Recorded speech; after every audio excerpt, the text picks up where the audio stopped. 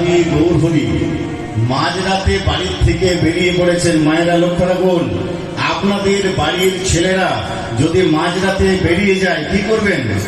কি করা উচিত? দুটো কাজ করা উচিত, জেনে রাখুন। কি কি? এক নম্বর হচ্ছে জিজ্ঞাসা করবেন, এত রাতে কোথায় যাবি? আর তাছাড়া মুখে কিছু না বলে পিছন পিছন যাবেন, পিছন পিছন গিয়ে দেখবেন যাচ্ছে কোথায়। এই দুটোর মধ্যে একটা করবেন। তা মহাপ্রভুর ভক্তগণ মনে মনে চিন্তা করছে, এত রাতে মহাপ্রভু বাড়ির থেকে বেরিয়ে যাচ্ছে, যাচ্ছেটা কোথায়? হ্যাঁ, পিছন থেকে লাভ নাই, আমরা পিছন পিছন যাই। এখন আগে চলেছে গৌরহরি, পিছন পিছন গোরাচাঁদের ভক্তগণ। গৌরহরি উপস্থিত হয়েছেন সুরধনির তীরে, আর সুরধনির তীরে সুরধনি গঙ্গাকে যমুনা মনে করেছেন, আর ফুলের বনকে দেখে মনে করছেন বৃন্দাবন। আর বৃন্দাবন যাই না মনে করা, পেছন দিকে তাকিয়ে দেখছেন সহচরকে গোপী মনে করেছে। হয়েছে ফুল বন দেখি বনের বন দেখি বৃন্দা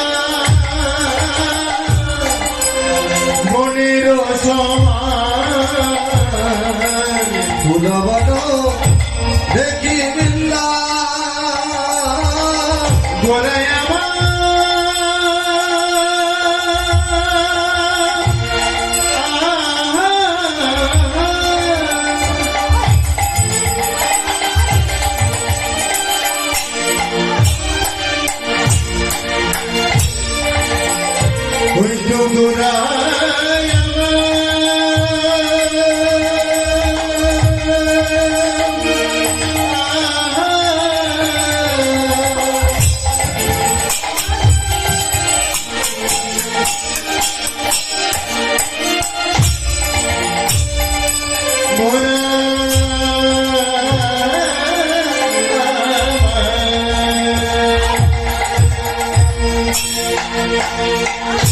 ফুল বন দেখি বৃন্দা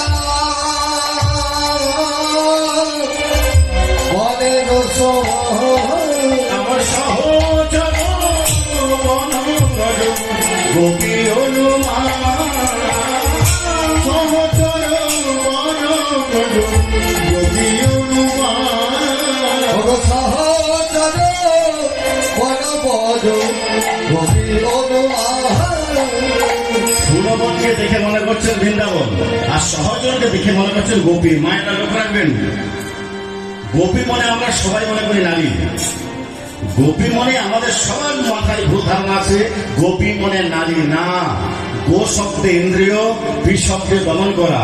যারা ইন্দ্রিয় দমন করে ভগবানের সেবা করতে পারেন তারাই গোপী। তা গৌরাঙ্গ সুন্দর সম্পূর্ণ বৃন্দাবন ভাবে বিভাবিত হয়েছেন দেখে গোরাচাঁদের ভক্তগণ গোরাচাঁদকে নিয়ে উপস্থিত শিবাসঙ্গনে। শিবাসঙ্গনে নিয়ে এসে খোল করতাল সমন্বয়ে নৃত্য